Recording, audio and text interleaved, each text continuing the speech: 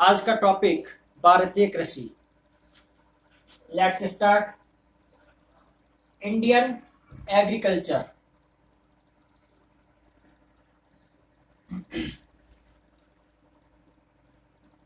हमारे देश में लगभग 54.6% की जनसंख्या 54.6% जनसंख्या डायरेक्टली कृषि से जुड़ी हुई है, कृषि पर निर्भर है, कृषि पर निर्भर है। ठीक है। भारत की कितनी जनसंख्या कृषि से जुड़ी हुई है? 54.6, या लगभग ग्राउंड फिगर में बात करें तो 55% जो जनसंख्या का भाग है वो कृषि से जुड़ा हुआ है, जो कि एक बहुत बड़ा भाग है। उनकी आजीविका का जो साधन है वो कृषि ही है। भारत में कृषि प्राचीन समय से ही की जा रही है। मोहनजोदड़ो की सभ्यता और सिंधु सरस्वती सभ्यता से हमें खेती के प्रमाण भी मिले हैं, जिनसे स्पष्ट होता है कि कृषि उस समय के अंदर भी की जाती रही है। ठीक है, लगभग 7,000 वर्ष पहले की बात है। तो मीन्स भारत में कृषि का जो स्वरूप है वो प्राचीन है। प्राचीन समय से ही भारत में कृषि का कार्य किया जाता रहा है और आज भी बहुत सारे लोग जो है वो कृषि से जुड़े हुए हैं। भारत की जीडीपी ग्रोस डोमेस्टिक प्रोडक्ट, या हिंदी में कहें सकल घरेलू उत्पाद, भारत की जीडीपी में 17.4% योगदान कृषि क्षेत्र का है। भारत की जीडीपी में 17.4% का योगदान किसका है? कृषि का है। Is it clear? आगे देखिए, भारत की कृषि को कहा जाता है मानसून का जुआ।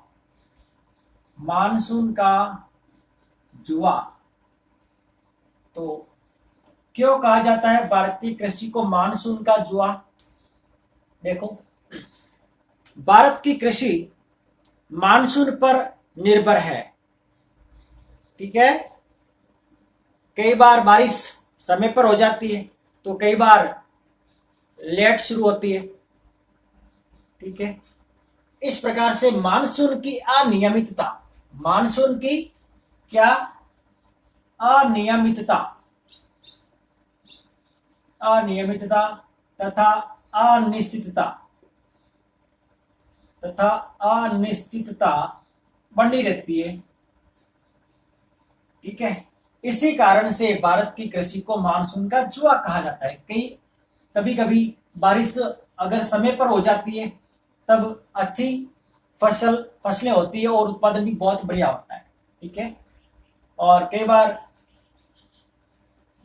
बारिश समय पर नहीं होती है। ठीक है। या शुरू में ज्यादा हो गई, बाद में कम हो गई, उसकी जो मात्रा वो अनिश्चितता, यानी अच्छी बारिश नहीं हुई। ठीक है। इस प्रकार से उत्पादन अच्छा नहीं होता है। ठीक है। इसी कारण से मानसून पर निर्भर होने के कारण भारतीय कृषि को क्या कहा जाता है? मानसून का जुआ कहा जाता है। ठीक है। आगे बात करते हैं भारतीय कृषि के प्रकार।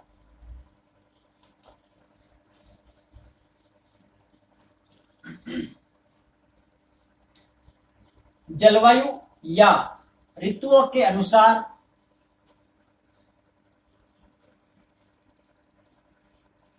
फसलें कितने प्रकार की होती है? देखिए,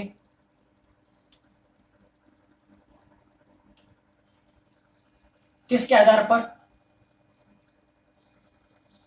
ऋतुओं के आधार पर। ऋतुओं के आधार पर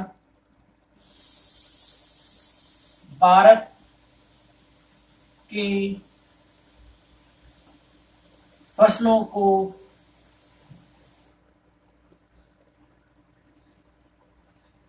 कितने भागों में बांटा जा सकता है?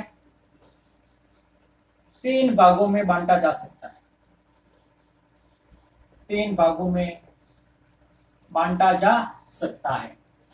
ठीक है, किसके आधार पर? ये आपको ध्यान रखना है, ऋतुओं के आधार पर। किसके आधार पर? ऋतुओं के आधार पर या जलवायु के आधार पर। ठीक है, तो ऋतुओं के आधार पर भारत की फसलों को 3 भागों में बांटा जा सकता है। 3 भाग कौन कौन से हैं आप सब जानते हैं।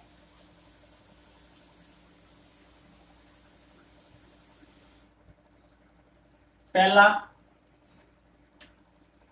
खरीफ की फसल, खरीफ की फसल। दूसरा, रबी की फसल। और तीसरा, जायद की फसल। क्लियर है? कोई दिक्कत नहीं यहां तक?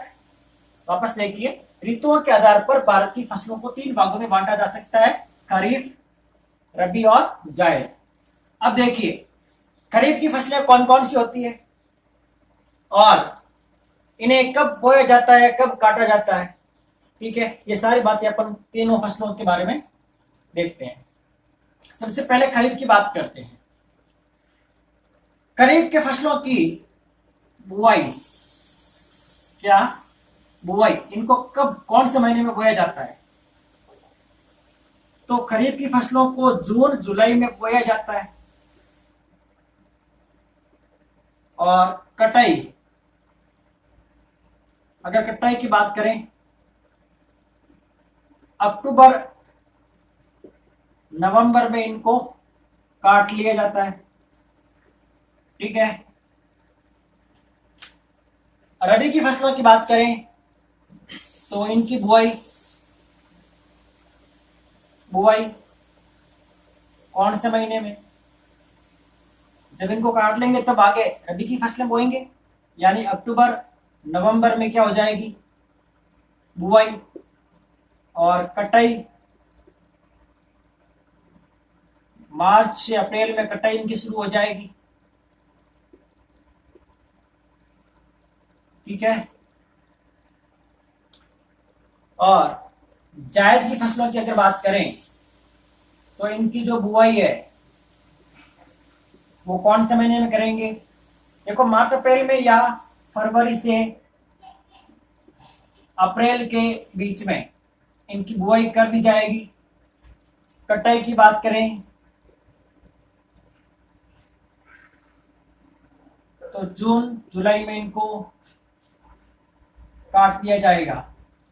ठीक है, अब देखिए उदाहरण, इंपॉर्टेंट है उदाहरण, सभी के उदाहरण जो आपको याद रखना है। ठीक है, इनको उदाहरणों को रटना नहीं है, कौन सी फसल खरीफ की है, कौन सी रबी की है, कौन सी जायद की है, ये किसको समझते हैं। अब फसलों की बात करें अपन, सबसे पहले खरीफ की देखते हैं।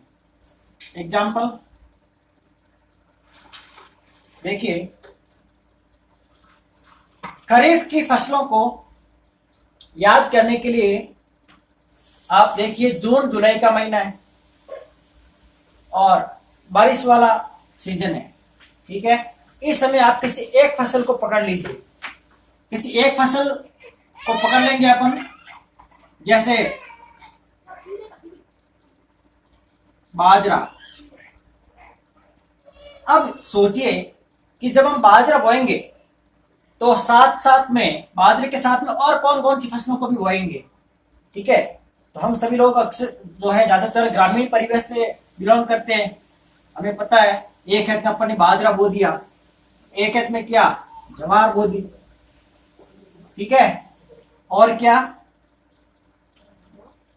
कपास, वो भी खरीफ की फसल है। ठीक है, गन्ना हो गया।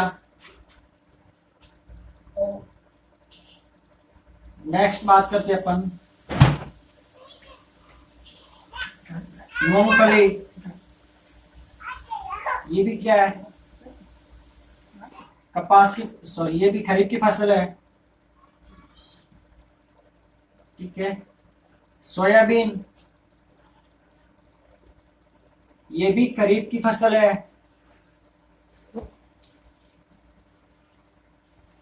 नेक्स्ट देखो, दलहन फसल में आ जाएगा मूंग, उड़द,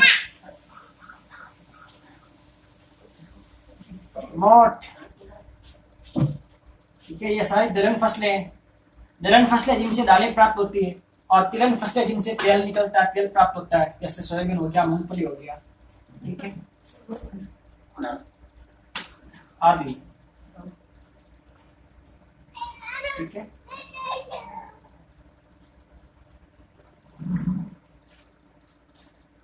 ये तिलहन फसल है, अरंडी, ये भी क्या है, तिलहन फसल हो गई खरीफ के अंदर।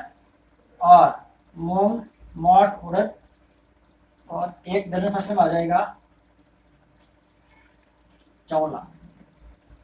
ठीक है, आदि।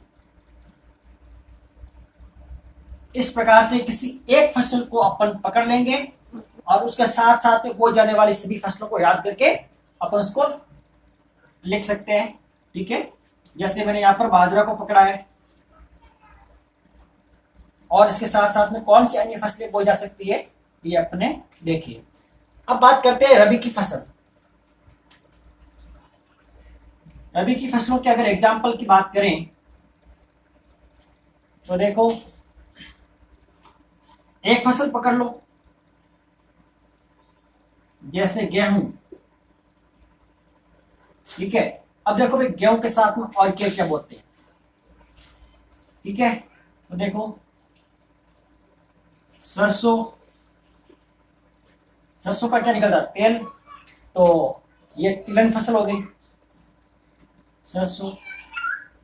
जीरा,